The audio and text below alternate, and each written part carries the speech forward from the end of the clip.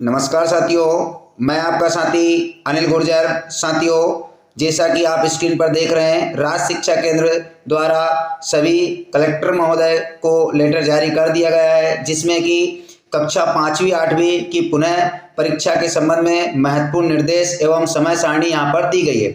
साथियों, कक्षा 5वीं 8वीं की जो पुनः परीक्षाएं हैं वो 3 जून से 8 जून के अवधि में होना है, जिसकी की समय सारणी यहाँ पर संलग्न है, आप देख सकते हैं। उसके बाद हम कुछ महत्वपूर्ण बिंदु पर बात करेंगे।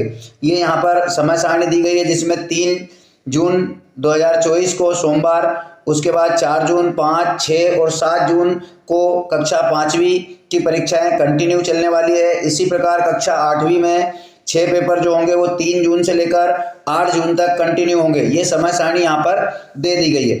अब बात ये करते हैं कि क्या सभी विषयों के परीक्षा होना है या कुछ विषयों की परीक्षा होना है। तो साथियों, कक्षा 5वीं 8वीं में जो बच्चे जिन विषयों में अनुत्तीर्ण हुए हैं उन सभी विषयों की परीक्षाएं यहाँ पर पुनः होंगी। यानी कि अगर किसी बच्चे ने सभी पेपर नहीं दिए हैं तो वह बच्चा दोबारा सभी प्रश्न पत्रों को परीक्षा के रूप में दे सकता है। अगर वह एक विषय में पास हो गया है तो 3 4 जो उसके बाकी के विषय हैं उसमें परीक्षाएं देगा। तो ये सब जो है उसके प्रवेश पत्र पर डिपेंड करेगा कि कौन कौन से विषयों में उसको परीक्षाएं देना है। अब यहाँ पर एक और बहुत महत्वपूर्ण बात कही गई है, जो है प्रोजेक्ट अंकों के संबंध में। कुछ जगह क्या हुआ है कि प्रोजेक्ट में, जैसे वार्षिक परीक्षा में बच्चा पास हो चुका है, यानी अर्धवार्षिक और वार्षिक में पास हो चुका है, तो प्रोजेक्ट में वह अनुत्तीर्ण हो गया है। या तो शिक्षकों द्वारा अंक प्रविष्टि में कहीं ना कहीं दिक्कत आई है, या पोर्टल पर कुछ प्रॉब्लम होने के कारण अंक कम चढ़ पाए हैं, या बच्चा प्रोजेक्ट में शामिल नहीं हुआ है और शिक्षकों द्वारा उसके प्रोजेक्ट के अंक नहीं दर्ज किए गए आरएस के पोर्टल पर।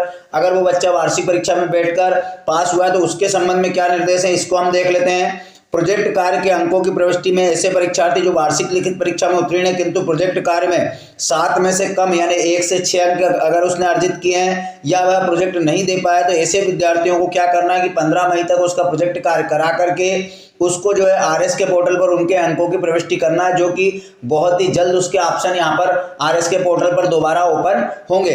इसी के साथ में ऐसे विद्यार्थी जिनके नाम आदि किसी स्पेलिंग में दिक्कतें अभी भी है तो भी बीआरसीसी आईडी या डीपीसी आईडी पर ऐसे ऑप्शन आएंगे जिससे कि उसमें आप सुधार कर पाएंगे। बिल्कुल भी चिंता करने की आवश्यकता नहीं है। अभी भी डीपीसी महोदय की आईडी पर शैक्षणिक सत्र 2021-22 एवं 22-23 के बच्चों के उसमें भी सुधार कार्य हो रहे हैं उनके नाम और डेट ऑफ बर्थ में। तो आप कक्षा 5वीं 8वीं के बच्चों को लेकर के थोड़ा सा आप आरएस के पोर्टल पर जानकारी के संबंध में तैयार रहें, क्योंकि हमें उन पर जानकारियां देनी रहती है।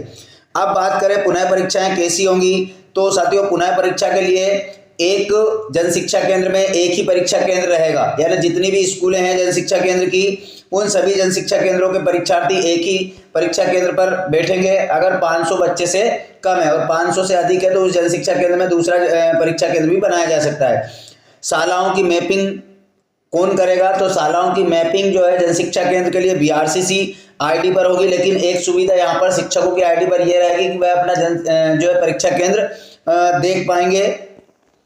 उसके बाद परीक्षा केंद्र तक परीक्षार्थियों को कैसे पहुंचाया जाएगा, तो पुनः परीक्षा हेतु मैप किए गए परीक्षार्थियों की परीक्षा में उपस्थिति एवं परीक्षा केंद्र तक पहुंचाने का दायित्व संबंधित संस्था प्रमुख शिक्षक का होगा। शासकीय शालाओं के परीक्षार्थियों को निर्धारित परीक्षा केंद्र तक पहुंचाने में होने वाला व्यय स्कूल कंटिजेंसी मद से किया जा सकेगा। ये महत्वपूर्ण बात रहने वाली है कि जितने भी आपके बच्चे जो भी उनका खर्च आ रहा है वहां तक पहुंचाने में, तो उसको आप स्कूल कंटिजेंसी मद जो आपकी संस्था में आता है उससे आप व्यय कर सकते हैं। साथ ही परीक्षार्थियों के प्रवेश पत्र जो है या तो शाला प्रमुख, जन शिक्षा केंद्र, बीआरसीसी आईडी, डीपीसी आईडी सभी की आईडी पर रहेंगे। आप जो है उनको डाउनलोड करके और बच्चों को वितरित करेंगे और 3 तारीख तक आपको बच्चों को जो है अध्यापन कार्य कराना है। ये आपकी सुविधा के ऊपर है, तो आप उनकी तैयारी करा सकते हैं और बच्चों को, प्रत्येक बच्चा जो अनुत्तीर्ण हुआ है यानी कि बच्चा जो परीक्षा नहीं दे पाया है या कुछ विषयों में अनुत्तीर्ण हुआ है, उनको 3 जून से होने वाली